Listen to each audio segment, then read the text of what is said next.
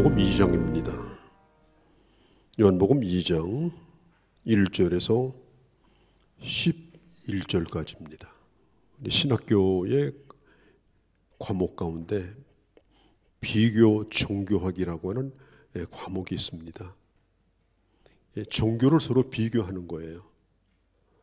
물론 우리 기독교는 엄격히 말하면 종교가 아닙니다. 종교 중에 하나가 아닙니다. 그러나 이 종교들의 이 특징을 연구하는 학문인데, 어떤 학자가 아주 재미있는 얘기를 했습니다. 불교는 초상집과 같고, 유교는 제사집과 같고, 기독교는 잔치집과 같다.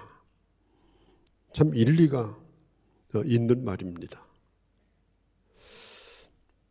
부정한 아내인 이스라엘이 하나님을 버리고 우상을 따라 갔을 때에 하나님께서 메시아가 이 땅에 올 때, 메시아를 이 땅에 보내주시면 그때 하나님과의 관계가 회복이 되고, 그리고 이 땅은 혼인잔치가 벌어지는 축복의 땅이 될 것이다. 구약 성경에 여러 번 그런 약속을 해주셨습니다. 이사야서 61장 10절에 보면은 이렇게 말합니다. 그가 구원의 옷으로 내게 입히시며 공의의 겉옷을 내게 더하심이 신랑이 사모를 쓰며 신부가 자기 보석으로 단장함 같이 하였습니다. 이사야서 62장에 보면은 마치 청년이 처녀와 결혼함 같이 내 아들들이 너를 취하겠고 신랑이 신부를 기뻐함 같이 내 하나님이 너를 기뻐하시리라. 예수님께서 이 땅에 오심으로 하나님과의 관계가 회복되어지고, 하나님의 나라가 이 땅에, 천국 혼인잔치와 같은 하나님의 나라가 이 땅에 임할 것에 대해서 예언하고 있는 것입니다. 한 번은 어떤 사람들이 예수님에게 이런 질문을 던졌어요. 세례 요한의 제자들은 금식을 자주 하는데 왜 당신의 제자들은 금식을 하지 않습니까? 그때 예수님이 하신 말씀이 뭐냐면, 지금은 신랑과 함께 있는 시간이기 때문에 금식할 필요가 없다. 뿐만 아니라 우리 예수님은 천국 비유를 말씀하실 때 여러 번 혼인잔치와 같은 것으로 예언을 하신 적이 여러 번 있습니다. 예수님의 사역 가운데 가장 처음 이루어진 기적, 뭐든지 이 처음이라는 게 중요한 거예요. 예를 들어서 어떤 일이 있을 때 처음 누구를 찾아가느냐, 당선됐을 때 처음 누구를 만나느냐, 처음 누구와 통화하느냐, 이게 중요한 거예요. 어디를 방문하느냐. 예수님은 공적인 사역을 시작하시고 나서 처음으로 방문하신 곳이 어디냐? 그리고 기적을 일으킨 곳이 어디냐? 바로 혼인잔치 집입니다. 이것은 예수님이 앞으로 이루실 사역에 대하여 주님께서 미리 보여주시고 있는 아주 중요한 사건입니다. 그래서 요한은 이 갈릴리 혼인잔치, 가나에서 이루어진 혼인잔치의 기적을 표적이다 이렇게 적었어요. 표적, 사인이라는 말이에요. 이게 헬라어로는 세메이온이라는 말인데 목적을 띤 기적, 이런 뜻입니다. 그러니까 단순히 어떤 기적이 아니에요. 이 기적 속에는 목적이 있는 거예요. 의도가 있는 거예요. 그게 바로 오늘 첫 기적인 가나 혼인잔치의 기적입니다. 단순히 물로 포도주 만들었다, 그런 얘기가 아니고 그거보다 더 중요한 의미를 가지고 있어요. 11절에 보면 이렇게 말해요. 그 영광을 나타내심에 그 사인을 주셨어요. 강력하게. 그러니까 제자들이 어떻게 했어요? 그를 믿더라. 예수님이 누구인가를 분명하게 확실하게 알 수 있는 기회가 되었다라고 하는 것입니다. 예수님은 왜 병자를 고치는 기적이든지 죽은 자를 살려주는 기적이든지 행할 기적이 많을 텐데 왜 하필이면 혼인잔치에 참여를 했고 그날 이런 기적을 일으키셨을까? 오늘 그런 말씀을 드리려고 합니다. 먼저는 2절에 보면 예수와 그 제자들도 혼인의 청함을 받았더라. 아주 중요한 것이 뭐냐?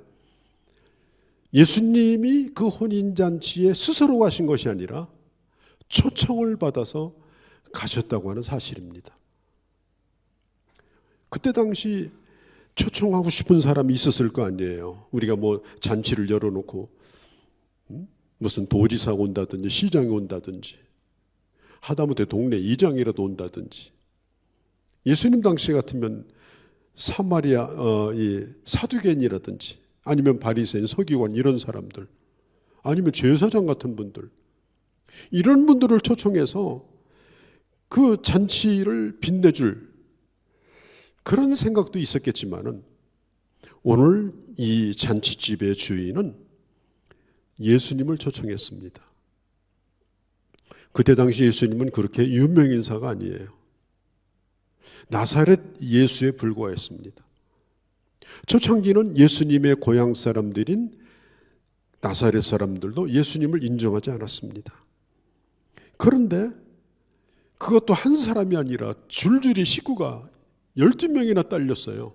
거기에 마리아도 있고 예전에 가난하던 시절에 이렇게 큰 무리의 손님을 초청하는 것은 쉬운 일이 아닙니다.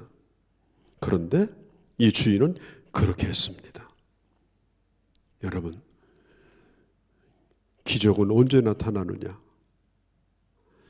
주님을 초청할 때 기적이 일어납니다. 주님을 그곳에 모실 때에 모자람 속에서 기적이 나타납니다. 불가능 속에서 기적이 나타납니다. 주님을 모셨을 때 주님 안에서 일어나는 문제는 그것은 하나님이 일하시는 기회가 됩니다.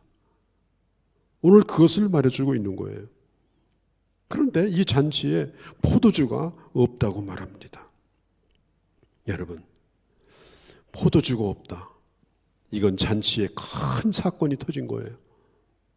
예전에는요, 결혼잔치, 회갑잔치 하려면 적어도 한 보름은 준비합니다. 음식을 만들고 또 음료수를 만들고 심지어 소주도 집에서 다 만들었어요. 솥에다가 끓여가지고 증류수를 받아서 소주도 만들었어요. 오랫동안 시간이 걸립니다. 그렇게 해서 이 잔치가 준비가 되는 거예요. 그리고 그 음식을 관리할 연회장을 초청을 해요. 음식을 막 나눠주면 모자랍니다. 그래서 그 연회장을 초청을 해서 음식 전체 담당을 하게 만들어요. 그래서 포도주는 얼마, 또 과자는 얼마, 뭐 음료수는 얼마 이렇게 해서 골고루 이제 분배를 하기 시작하는데 그런데 포도주가 떨어졌어요. 아마도 손님이 너무나 많이 왔든지 아니면 너무 적게 준비했든지. 자, 우리가 인생을 살다 보면은 우리가 어떤 일을 할 때 정말 최선을 다해서 준비를 하죠. 그렇지만 항상 문제는 예기치 않을 때에 일어나는 것입니다. 보통 결혼식은 일주일 동안 계속이 돼요. 여기 3일째 되는 날이라고 했는데 이게 잔치가 열린 지 3일째라는 말은 아닐지라도 아마 잔치집에 잔치가 시작된 지 얼마 되지 않아서 이 포도주가 떨어진 걸로 여겨집니다. 문 닫아야 됩니다. 포도주가 없는 잔치가 어떻게 가능하겠습니까? 이런 문제가 터졌는데 그때 그때에 이 문제에 등장하는 사람이 있는데 그게 바로 예수님의 모친인 마리아입니다. 마리아는 이 잔치집에 포도주가 떨어졌다는 얘기를 듣고 이 문제를 가지고 예수님에게 찾아갑니다. 포도주가 떨어진 것과 예수님하고는 별 상관이 없습니다. 왜냐하면 예수님은 그 잔치에 초대를 받은 사람이지 포도주가 떨어진 것을 책임질 위치에 있는 것도 아니고 뭐 예수님이 돈이 많아서 그걸 준비해 줄 수 있는 그런 능력이 있는 분이 아닙니다. 그럼에도 불구하고 마리아는 이 문제를 가지고 예수님에게 와서 상의를 한 것입니다. 3절에 보면 포도주가 모자란지라 예수의 어머니가 예수께 이르되 저희에게 포도주가 없다 하니 해결할 길이 없겠느냐 하는 거예요. 지금 이런 일이 터졌는데 어떻게 하면 좋겠냐는 거예요. 그때 4절에 보니까 예수님 뭐라고 그래요? 여자여 나와 무슨 상관이 있습니까? 이건 나하고 상관이 없는 일입니다. 그리고 내 때가 이르지 않았습니다. 지금 내 일을 시작도 안 했는데 내가 누군지도 모르는데 내가 이런 기적을 일으켜서 포도주를 만들면 사람들이 나만 따라오면 포도주가 생기는 줄 알고 난리가 날 터인데 이거 소문나면 좋은 일이 아니다. 예수님에게 결코 유익이 안 되는 일인데 내 때가 아직도 이르지 않았는데 내가 십자가를 져야 될 시간이 더 많이 남았는데 지금 내가 이런 일을 할 수가 없습니다. 아직은 타이밍이 아닙니다. 거기다가 여자요 이렇게 말합니다. 영어로 말하면 번역으로는 lady, 낮추는 말도 아니고 크게 높이는 말도 아니고 일반적으로 여자를 존중해 주는 말입니다. 그런데 그 당시에 어머니를 갖다가 lady 그렇게 하진 않습니다. 이 쿠나이라고 하는 이 헬라어는 그냥 존경을 표하지만 어머니한테 하는 얘기는 아니에요. 예수님께서 십자가에 달리셨을 때 그의 제자인 요한에게 주님이 뭐라고 그랬어요? 요한아 이것이 너의 어머니다. 어머니라고 정식으로 얘기를 했지 여자여 여인이요 그런 말을 하지 않았거든요. 그럼에도 불구하고 마리아는 불쾌하거나 그 일로 그냥 주저앉거나 그렇게 하지 아니하고 이렇게 말합니다. 무슨 말씀을 하시든지 그대로 하라. 하인들에게 얘기하는 거예요. 예수님이 무슨 말씀을 하시든지 그대로 하라. 이게 뭐예요? 주도권을 주님 앞에 넘기는 겁니다. 여러분 이게 아주 중요한 일이에요. 주도권을 넘겨드리는 거.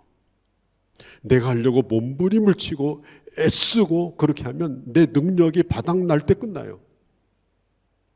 내 문제를 가지고 청와대에 청원을 합니다. 그러면 내 문제가 그때는 대통령의 문제가 돼요.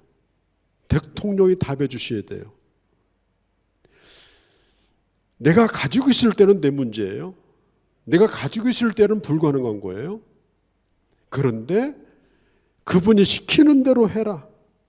무슨 말씀을 하시든지 따라서 해라. 이러면 그때부터는 주님의 문제가 되고 주님의 일이 되는 것입니다. 여러분 믿음이라고 하는 말이 이 성경에 피스티스입니다. 피스티스 명사예요. 명사. 그런데 놀랍게도 이 요한복음에 믿음이라는 말이 98번이 나오는데 피스튜오라는 말로 나와요. 이 말은 믿음이라는 명사가 아니라 믿는다라고 하는 동사입니다. 요한복음에서 말하는 믿음이라는 말은 뭐냐? 그냥 믿음이라고 하는 추상적인 관념, 또 그럴 거라고 하는 어떤 확신 이런 게 아니고 내가 믿는 바대로 그대로 행하고 믿는 바대로 줄을 알고 믿음을 그릇으로 삼고 믿음을 내어놓는 거예요. 믿음의 그릇을 내어놓는 거예요. 반드시 그렇게 해주실 줄로 믿고 그게 바로 믿음입니다. 지금 이 마리아는 무슨 말씀을 하시든지 그게 내가 이해가 되건 안 되건 상관없이, 예수님은 술 빚는 기술이 있는 분이 아니고 주님의 주특기는 목수하는 거예요. 그렇다 하더라도 그분이 시키는 대로 해라. 그런데 예수님께서 하시는 말씀이 뭐예요? 항아리에 물을 가득 채우라. 어디까지? 아구까지 채운. 유대인의 결례를 따라 6절 7절에 유대인의 결례를 따라서 두세 통 되는 항아리 6개가 놓여 있는지라. 예수님께서 항아리에 물을 채우라 하신 즉 어디까지? 아구까지 채우니. 유대인의 결례라는 말은요, 습관이에요. 어느 집이든지 물 항아리가 이렇게 있습니다. 그건 먹는 물이 아니에요. 결례의 물이에요. 손을 씻는 물, 또 손님이 오면 발을 씻는 물, 또 가족들이 허드렛 일할 때, 우리 시골에서도 농사일 갔다 오면 먼저 샘에 가서 손 씻고 발 씻고 집에 들어가는 것하고 똑같습니다. 그런 물이에요. 깨끗한 물이 아닙니다. 식수로 쓸 수가 없는 물이에요. 그런데 이 물통이 얼마나 큰가 하면 하나가 100리터 정도 되는 큰 물통이 6개가 있습니다. 여기에다가 물을 가득 채웠으니 얼마나 되겠어요? 적어도 600리터 정도가 되는 어마어마한 물을 갖다가 거기다 채워넣습니다. 그들이 물이 포도주가 되리라는 걸 믿고서 그렇게 했을까요? 아니에요. 기적을 기대하고 그렇게 했을까요? 아니에요. 그냥 시키는 대로 한 것입니다. 이게 아주 중요한 거예요. 하나님은 하나님의 사람들의 순종을 통하여 일하십니다. 하나님은 능히 물로 포도주를 만들 수 있습니다. 없는 물도 있게 할 수 있고 없는 포도주도 있게 할 수가 있습니다. 그런데 그 항아리를 아구까지 채우는 것은, 그것은 하인들에게 그 일을 하도록 하셨습니다. 순종하는 사람들. 여러분, 하나님이 기적을 일으킬 때 꼭 필요한 사람이 있는데 누구냐? 순종하는 사람들이 필요합니다. 중풍병자를 고치고자 합니다. 그런데 그를 데려온 4사람의 친구가 필요합니다. 5,000명을 먹이시고자 합니다. 한 어린아이의 도시락을 가지고 온 그 제자의 손길이 필요합니다. 오늘도 하나님은 우리에게 놀라운 기적을 일으키기를 원하시는데, 하늘에서 무슨 물이 쏟아지고 벼락을 내려서 기적을 일으키는 것이 아니라 오늘 평범한 하나님의 사람들의 순종을 통해서 하나님께서 그 일을 행하기를 원하시는 것입니다. 그분이 시키는 대로 해라. 그리고 하인들은 시키는 대로 했습니다. 여기에 희생이 필요하고, 여기에 헌신이 필요하고, 여기에 충성이 필요합니다. 내가 하는 것이 아니라 시키는 대로 하는 겁니다. 여러분, 전도가 뭐예요? 전도지를 들고 아파트 초인종을 누르고 또 지나가는 사람에게 전도지 나눠주고, 여러분, 이게 효과적인 방법입니까? 효과적인 방법이 아니에요. 다만 우리가 순종하는 거예요. 그런데 성경은 놀랍게도 그 전도의 미련한 행위로 말미암아 하나님은 하나님의 백성들을 부르신다고 했어요. 분명히 그 일이 효과적이 아닌 것처럼 보여요. 그러나 그 일을 순종하는 사람을 통해서 하나님은 하나님의 일을 이루신다고 했어요. 그게 되고 안 되고 그게 얼마나 효과적이냐. 아니, 이 교회에서는 사역을 어떻게 이렇게 미련하게 하냐. 무식한 교회다. 아니에요.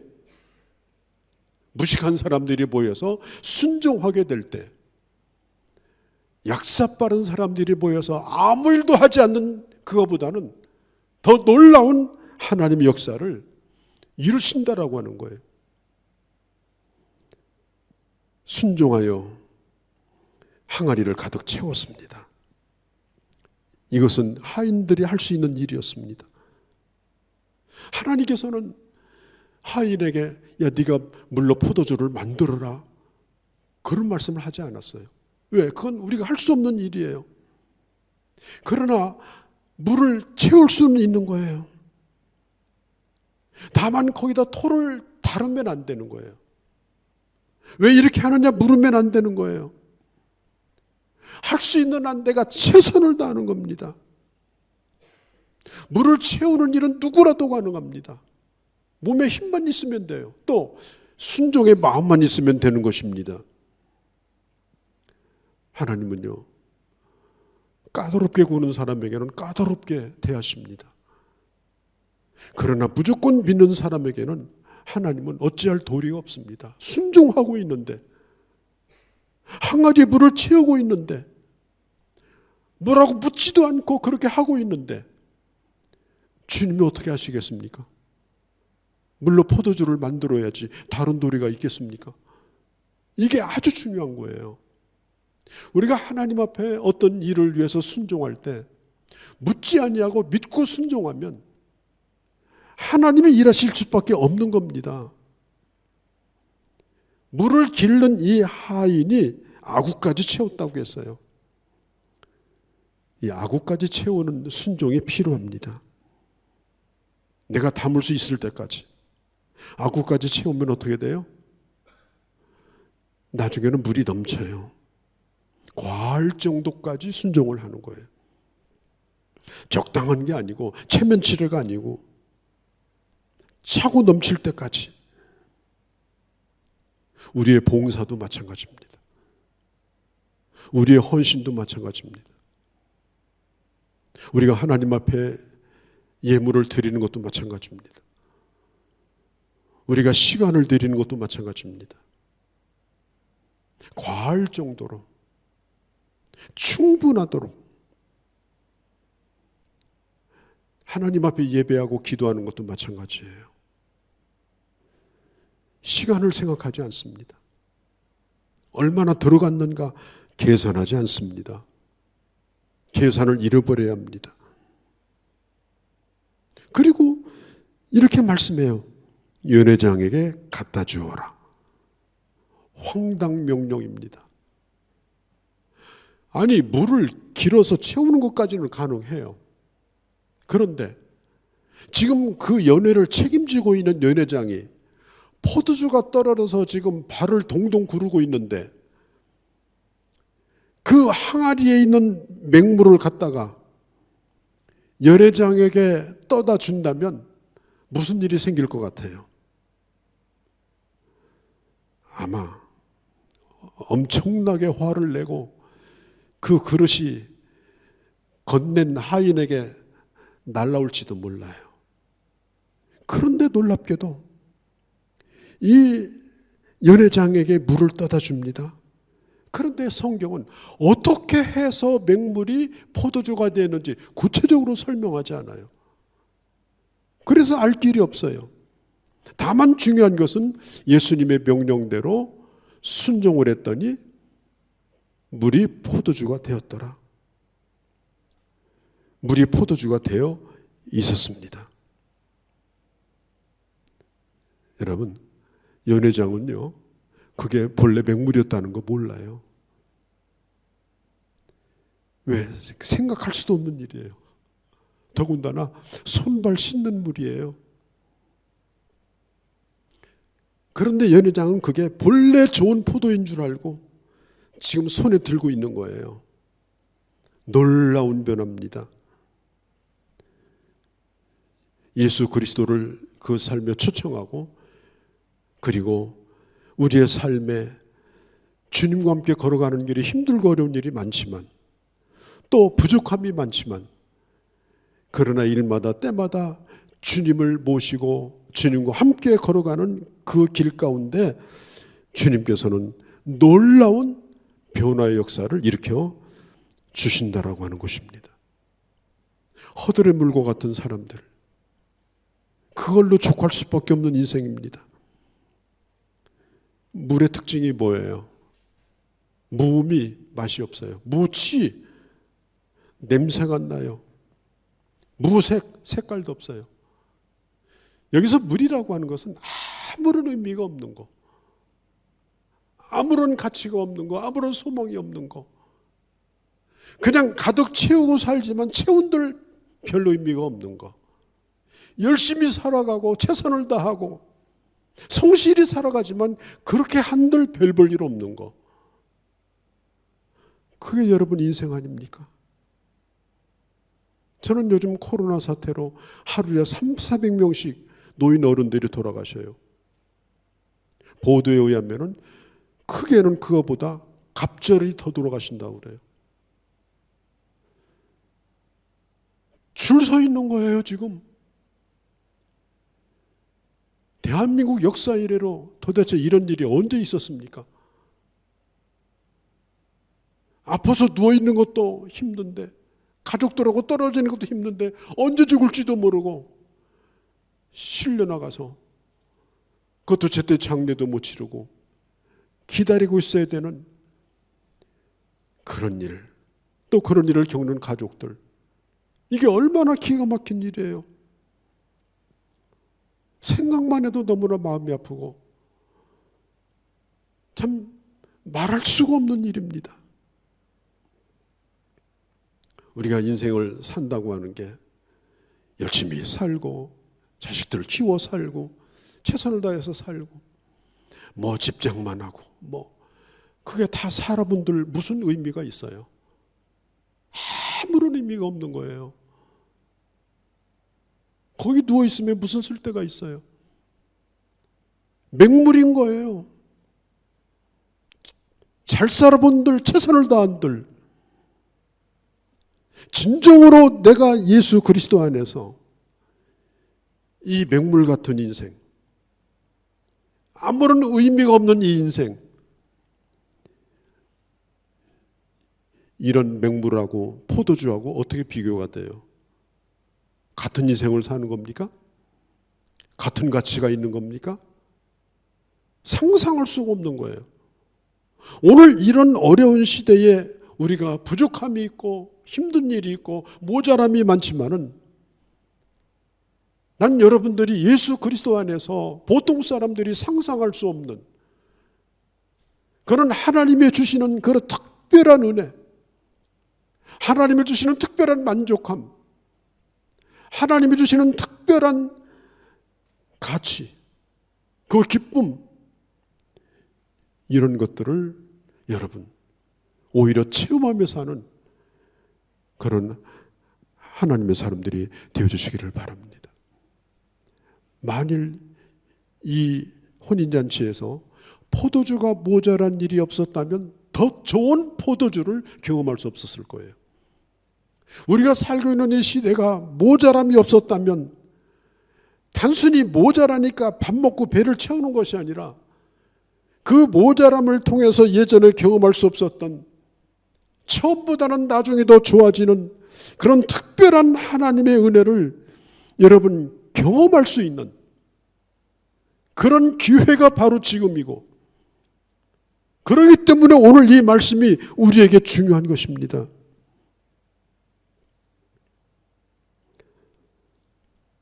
종교적인 기쁨은 그것은 오래가지 못합니다. 참된 기쁨이 아닙니다. 철학이 주는 기쁨도 마찬가지입니다. 많이 가져서 무슨 내 소원이 이루어져서 아니올시다. 예수 그리스도 안에서 부족함으로 말미암아서 하나님께서 특별히 경험하게 하시는 그 기회, 예수님께서 내 때가 안 되었다고 하지만은 그럼에도 불구하고 그 문제를 가지고 주님 앞에 나갈 때, 그때가 바로 주님이 일하실 때요, 지금이 바로 여러분 그런 때라는 사실을 기억할 수 있기를 바랍니다. 오늘 10절은 말합니다. 연회장이 신랑에게 말하기를, 보통은 잔치에서 처음에는 좋은 걸 내놓다가 사람들이 취하여서 입맛이 둔화해질 즈음 되면은 나중에는 물탄 포도주를 내놔요. 질이 떨어지는 걸 내놔요. 보통 포도주와 질이 좋은 포도주는 많이 달라요. 여기 슈퍼에 가면 보통 포도주 몇천 원이면 삽니다. 한 병. 그런데 질 좋은 포도주는요, 저 프랑스에 가면 1,000만 원이 넘는 거, 몇 천만 원짜리도 있어요. 같은 포도주가 아닌 겁니다. 전에 먹었던 포도주는 보통 포도주예요.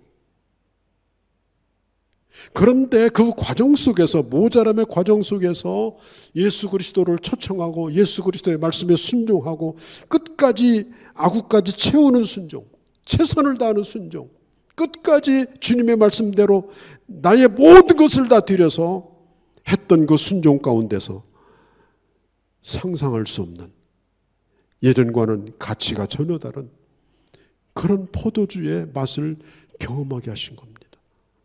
그건 연회장도 몰랐어요. 신랑도 몰랐어요. 연회장이 이렇게 얘기해요. 아이 신랑, 참 당신 대단한 사람일세. 어떻게 당신은 갈수록 좋은 걸 내놓냐? 어디다 숨겨놨었느냐? 그건 신랑도 몰랐어요. 누구만 알았더라? 성경은 말합니다. 하인만 알았더라. 물도온 하인만 알았더라. 저는 이 말씀이 참 마음에 듭니다.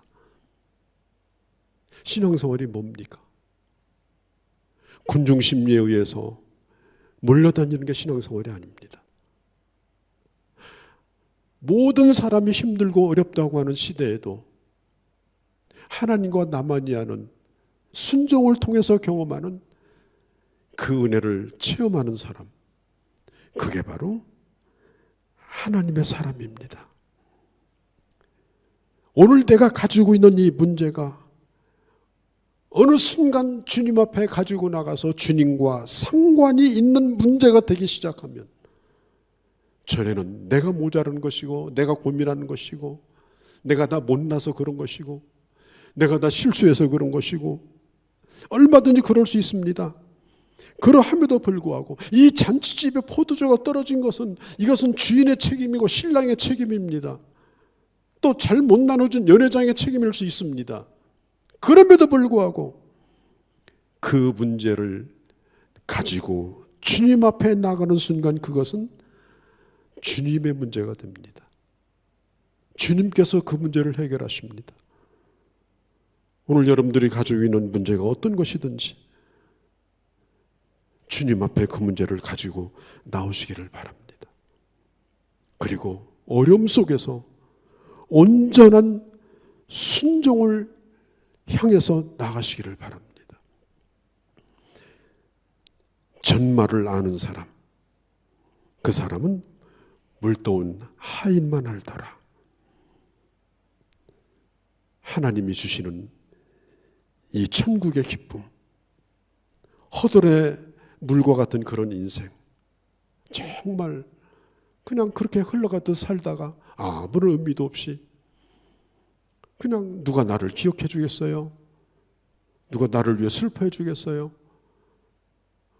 뭐 자식들한테 아파트 몇 채 물려줬다고 감동커녕 티끌도 없습니다.